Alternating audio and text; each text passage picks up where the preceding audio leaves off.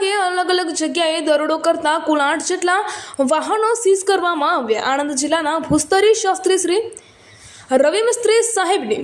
સૂચનાથી royalty inspector સંકેતભાઈ Patel તેમજ ખાન ખનીજ supervision Babubhai Iyer તથા ખાન ખનીજ વિભાગની ટીમ સાથે રાખી તપાસ કરતા આણંદ જિલ્લાના સોજિત્રા તાલુકાના લીંબાલી ગામે પોતાની ખાનગી માલિકીની જમીનમાંથી માટી ખનન કરતા 3 ડમ્પર અને 1 ટ્રેક્ટર તથા 1 જેસીબી કબજે કરી સોજિત્રા પોલીસ સ્ટેશન ખાતે સીઝ કરવામાં આવ્યું। તેમજ આણંદ તાલુકાના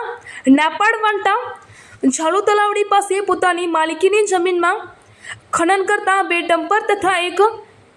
એક્સિવેટર મશીન જપ્ત કરી જિલ્લા સેવા સદન ખાતે રાખવામાં આવ્યું હતું અને આ તમામ ઉપર નિયમ અનુસાર કાર્યવાહી કરવામાં આવશે।